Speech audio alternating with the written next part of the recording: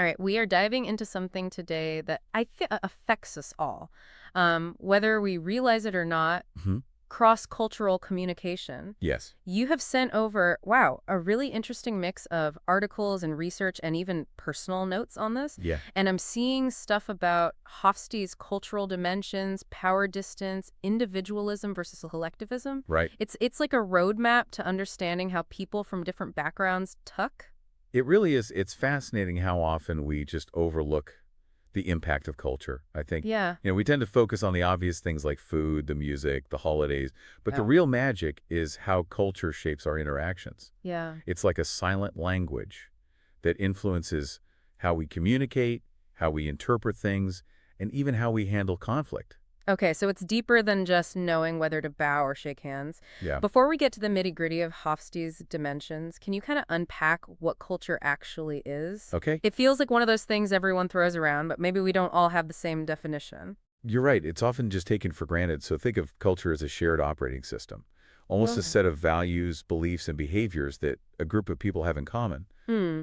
And it's learned, it's not innate. Right. And it affects everything from our communication styles to our perceptions of the world. That makes sense. And I imagine things get really interesting when those operating systems clash, right? Totally. Like two people with totally different cultural backgrounds trying to work together or even just have a conversation. Exactly. Misunderstandings are bound to happen when we're not aware of these subtle cultural differences. Right. And that's why frameworks like Hofstede's dimensions are so valuable. Okay. They help us decode those cultural differences and navigate interactions more effectively. Right, Hofstede time. So I've heard this name thrown around, but honestly, it's a bit intimidating. Break it down for us. What's the big deal with these dimensions? Think of them as a set of lenses Okay, through which to view and understand different cultures. okay. Each dimension highlights a key aspect of how societies function and interact. Got it. So take power distance, for instance. Okay, It measures how comfortable people are with unequal power distribution. okay. So in high power distance cultures, hierarchy is deeply ingrained, Mm, and there's a strong sense of deference to authority. okay. Communication tends to be formal,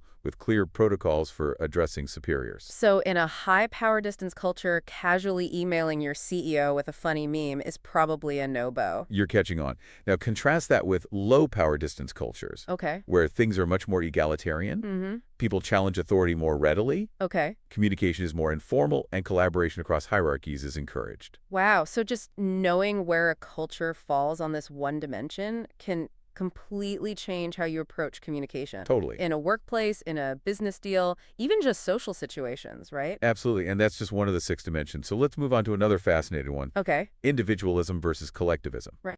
This dimension explores the balance between individual needs and group harmony. Okay, this one sounds familiar. So, individualistic cultures are all about me, myself, and I, Yeah, while collectivist cultures prioritize the we. oversimplifying a bit, but you've got the gist. Okay. So in highly individualistic cultures like the U.S., Right. people are expected to stand out, express their opinions, and pursue personal goals. Mm. Competition is often encouraged. And sense. Okay. Collectivist cultures, on the other hand, Yeah. prize social harmony, loyalty to the group, and prioritizing collective needs over individual desires. I'm already imagining how this could play out in a team project. Oh, totally. Would a team in a more collectivist culture be more hesitant to openly disagree or criticize ideas? That's a keen observation. In collectivist cultures, maintaining group harmony is paramount. Yeah. So criticism might be delivered more subtly or indirectly to avoid causing anyone to lose face. Right. Decision-making might also take longer Yeah. as consensus building is prioritized. This is blowing my mind already. That's fascinating stuff. Okay, what's the next dimension we need to decode?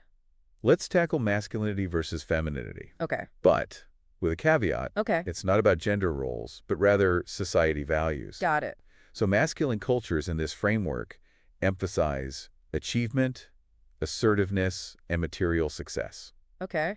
Communication tends to be direct and task-oriented. Think fast-paced business environments Right. or competitive sports. Got it. So feminine cultures are less about winning at all costs and more about, Yeah, collaboration, nurturing, quality of life, and social well-being. okay. Communication styles in these cultures often focus on building consensus, showing empathy, and fostering harmonious relationships. It's fascinating how these labels, while maybe a bit clunky, really highlight Yeah. such fundamentally different approaches to work, to communication, even life goals. Right. I'm already seeing how much I've been misinterpreting things in the past just because I wasn't afraid of these underlying cultural frameworks. That's exactly why understanding these dimensions is so crucial. Yeah, It's not about stereotyping, right. but about having this mental map to navigate potential differences and avoid those misinterpretations. Totally. Speaking of avoiding misinterpretations, let's talk about the next dimension, Okay. uncertainty avoidance. Ooh, this one sounds particularly relevant Very much so. in today's world, which feels full of uncertainty. It is. So uncertainty avoidance measures how comfortable a culture is with ambiguity, risk, and change. Got it. Cultures high in uncertainty avoidance crave predictability, clear rules, and well-defined structures. Okay. They might be less comfortable with ambiguity and more risk-averse.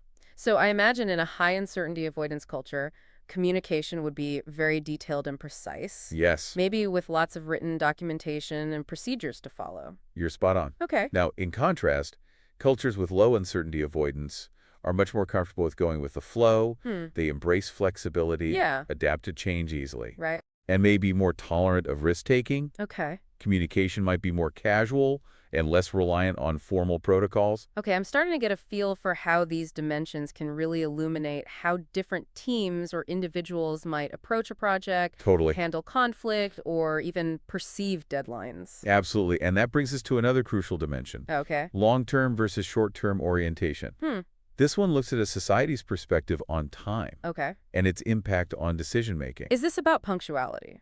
Oh, okay. Like some cultures are always on time and others have a more relaxed attitude. Punctuality is definitely a part of it, but it goes deeper. Okay. So long-term oriented cultures emphasize future rewards and are willing to delay gratification to achieve long-term goals. Okay. Think of cultures known for their strategic planning Right. and investments in education and infrastructure. So cultures that play the long game. Exactly.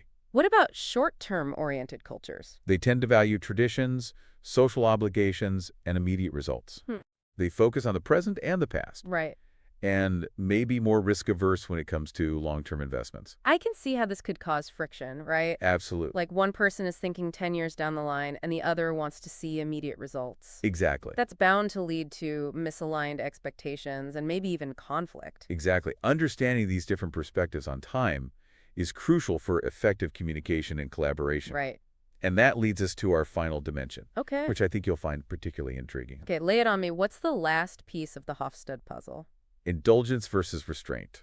All right, now you've got my attention. This dimension explores the society's attitude towards, well, enjoying life. Okay. Indulgent cultures value personal happiness, leisure time, and freedom of expression. They tend to be more optimistic, outgoing, and spontaneous in their communication. Okay. Restrained cultures, however, prioritize social norms and regulations. Got it.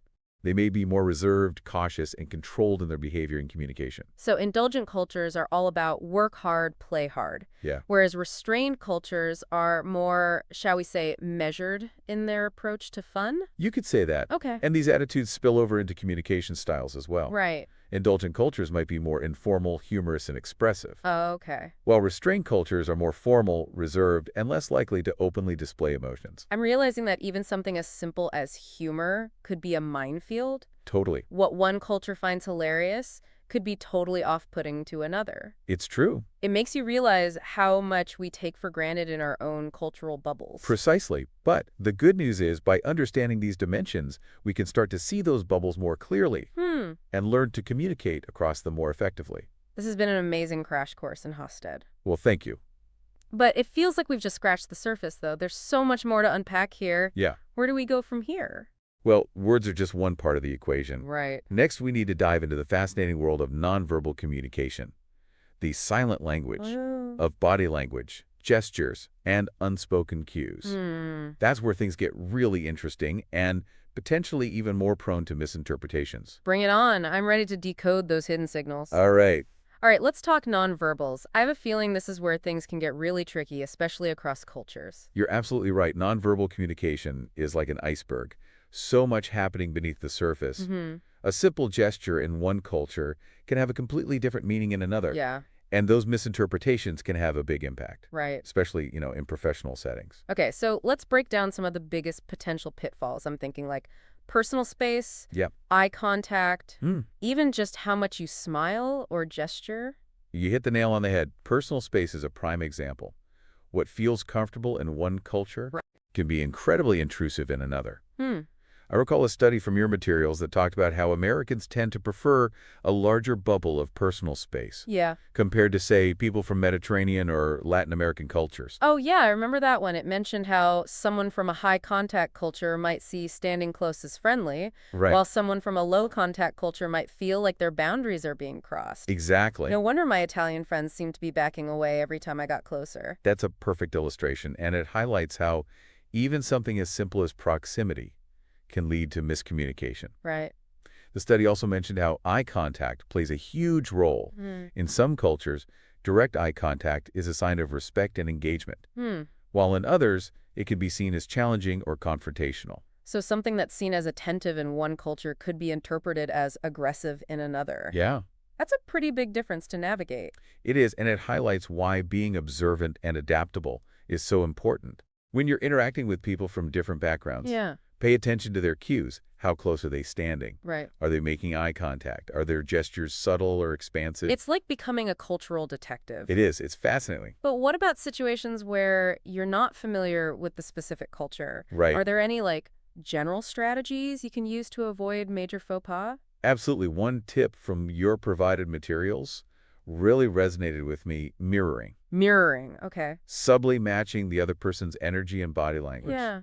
can help build rapport and make them feel more comfortable. That's interesting. So if someone is speaking softly and using smaller gestures, Yeah, you might want to adjust your own communication style to match theirs. exactly. It's a way of showing respect and signaling that you're paying attention to their cues. Hmm. Of course, it's important to be subtle and authentic. You don't want to come across as mimicking or mocking. Right. That makes sense. Yeah.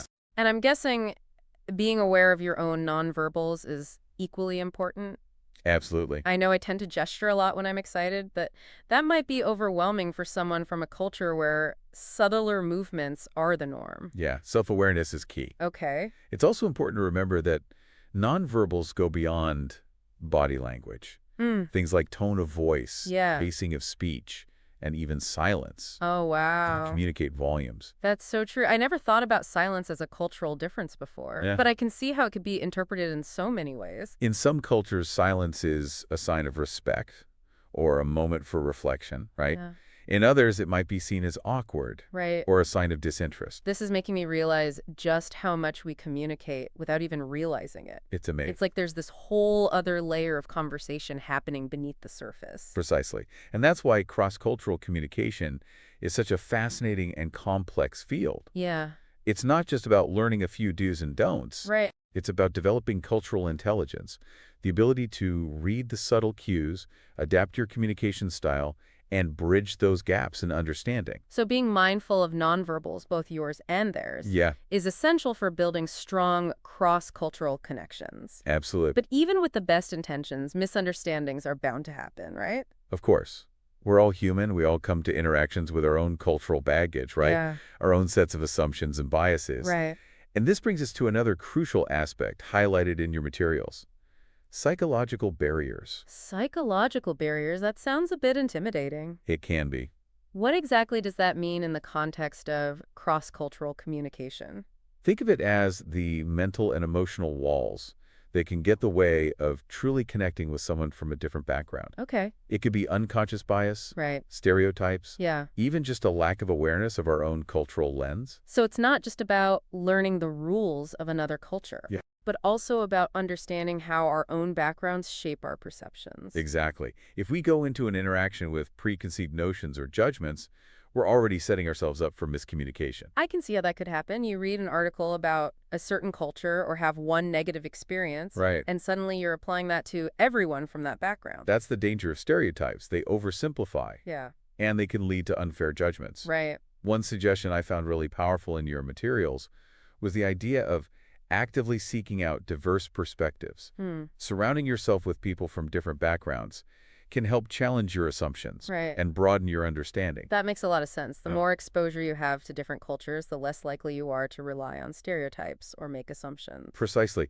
It's about cultivating curiosity and empathy, asking questions, listening actively, Hmm. and being open to different ways of seeing the world can go a long way in breaking down those psychological barriers. So acknowledging our own biases and actively seeking out diverse perspectives are key to Yes. overcoming those internal obstacles. Yeah.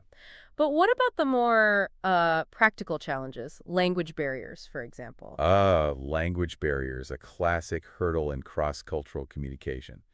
Even when people share a common language, Right. accents, dialects, or slang can lead to confusion. Yeah. And let's not forget about idioms and expressions that might not translate directly. Oh, I've definitely had some awkward moments with idioms, like telling someone break a leg before a presentation Oh, yeah, probably won't go over well in every culture. exactly. That's why clear and concise communication is essential when working with people from different linguistic backgrounds. Right. Avoid jargon, technical terms, or complex sentence structures. And I'm guessing visual aids can be super helpful too. Absolutely. Diagrams, charts, images, anything that can help clarify your message and make it more accessible. Right. Even using simple hand gestures can make a big difference. Okay, so clear language and visual aids are great tools. Yeah.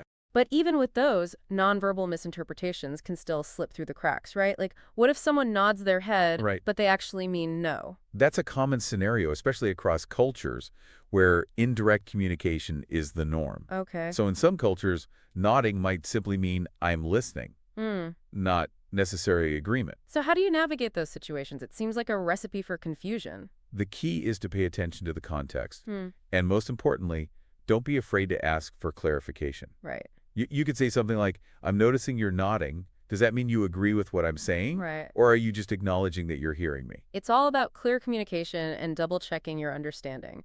I'm starting to realize that effective cross-cultural communication requires Yes, a lot of active listening and asking the right questions. couldn't agree more. And that brings us to another potential challenge, which is often overlooked, Okay. different attitudes towards conflict. Ooh, this is a big one. Yeah, I imagine a clash of styles when you have one culture that avoids confrontation at all costs yeah, and another that's very direct and outspoken. exactly. Navigating those differences requires empathy, Hmm. flexibility, and a willingness to step outside your comfort zone. So how do you bridge that gap? Is it about finding a compromise between the two styles? Sometimes, yes. Okay. But more importantly, it's about understanding the underlying values that drive those communication styles. Hmm. So for a culture that values harmony, Right. direct confrontation might be seen as disrespectful. Okay. For a culture that values directness, Yeah. avoiding conflict might be seen as weak or dishonest. Hmm. So it's about finding a way to address the issue while still respecting those cultural values. So it's about finding a way to address the issue while still respecting those cultural values. Exactly. Okay. It might involve finding a more indirect way to raise concerns, Hmm. focusing on shared goals, Right. or even bringing in a mediator Okay. to help facilitate a more constructive conversation.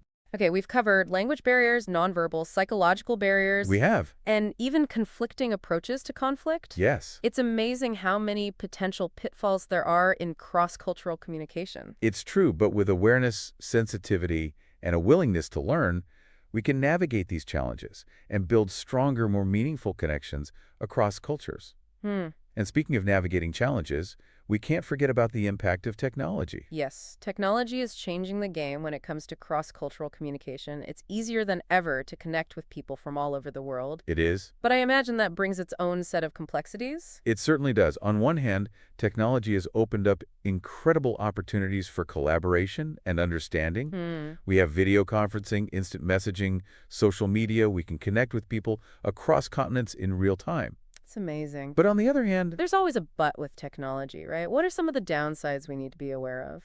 well, one potential pitfall is that technology can create a false sense of intimacy or understanding. Okay. Just because we can chat with someone online doesn't mean we truly grasp their cultural nuances or context. Right. It's like we can be digitally connected, but still worlds apart in terms of our cultural understanding. Exactly. And then there's the whole issue of machine translation. Oh, yeah. It's a fantastic tool for breaking down language barriers, but it's still far from perfect. Oh, tell me about it. I've had some hilarious and sometimes embarrassing experiences with machine translations gone wrong. We've all been there. The key is to remember that machine translation is just a tool. Right. It's not a replacement for human understanding and cultural sensitivity. So it's about using technology strategically and being mindful of its limitations. Precisely. And always prioritizing clear communication, active listening, Yeah. and that human connection that transcends any technological barrier. This has been such an eye-opening conversation. It's fascinating stuff. I'm feeling both inspired and a bit overwhelmed by all the nuances of cross-cultural communication. It's a lot to take in. But before we wrap up, I'd love to hear some real-world examples of how companies and organizations are successfully navigating these complexities. I've got some fascinating case studies from the material you provided that showcase just that.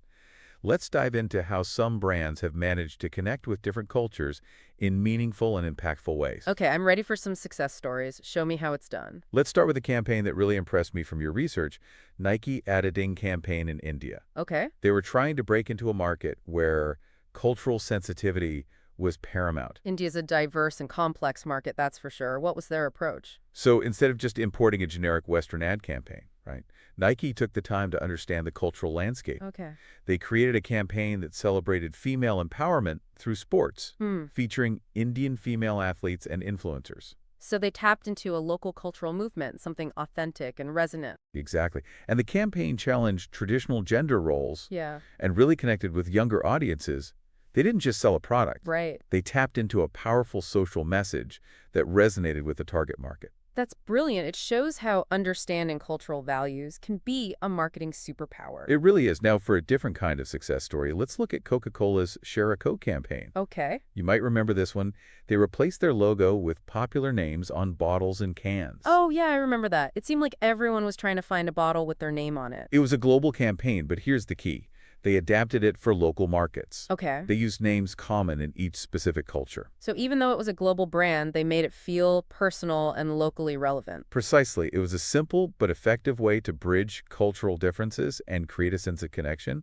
It proves you can have a global vision Yeah. while still being sensitive to local nuances.